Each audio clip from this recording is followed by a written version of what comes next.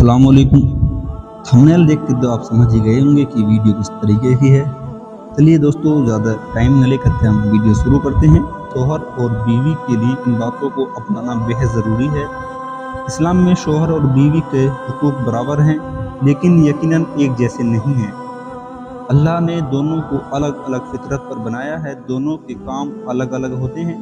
कुछ हुकूक में शोहर बरतरी हासिल करता है और कुछ हुकूक में बीवी बरतरी हासिल करती है, लेकिन शरीयतों के हिसाब से दोनों के हुकूक बराबर होते हैं। रिश्ता वही कामयाब होता है जिसको निभाने की चाहत दोनों तरफ से हो। इसलिए शोहर और बीवी दोनों को अपने हुकूक समझने चाहिए और उन पे अमल करना चाहिए।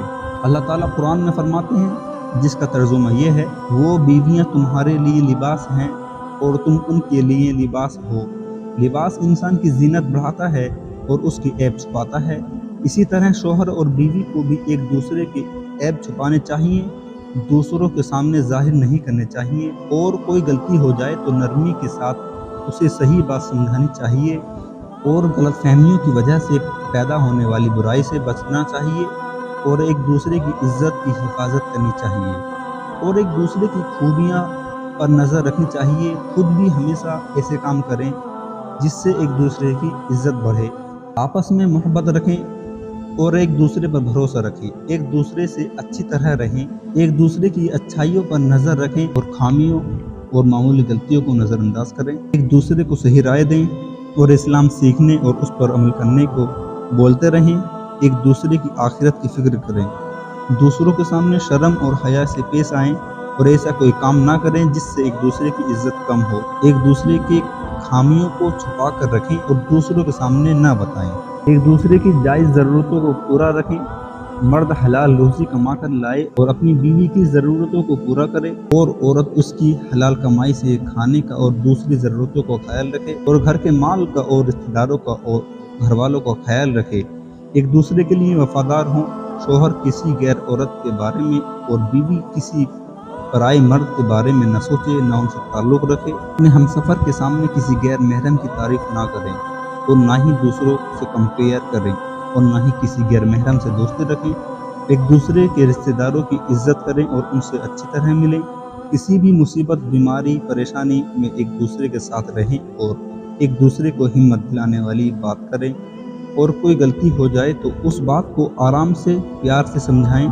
ऐसा कोई काम न करें जिससे एक दूसरे के लिए दिल में शक पैदा हो। शोहर को कुछ काम या तरीका पसंद नहीं है तो बीवी इसका ध्यान रखे।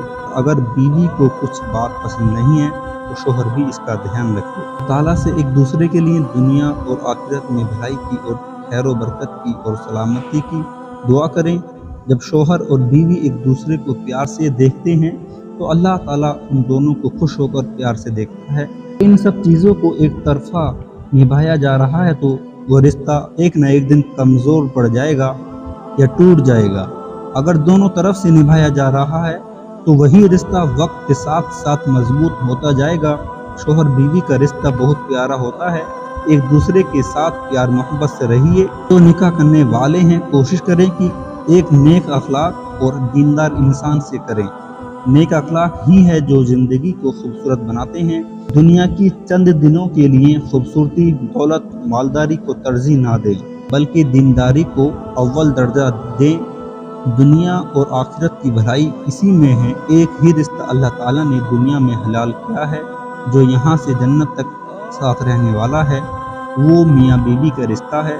अल्लाह ताला हम सब को नेक हमसफ़र से नवाजे। अल्लाह हर शोहर बीवी को एक दूसरे को समझने, एक दूसरे की इज्जत करने, एक दूसरे का ख्याल रखने, एक दूसरे से प्यार करने वाला, फिक्र करने वाला, भरोसा कायम रखने वाला और एक दूसरे की आखिरत की फिक्र करने वाला बना दे।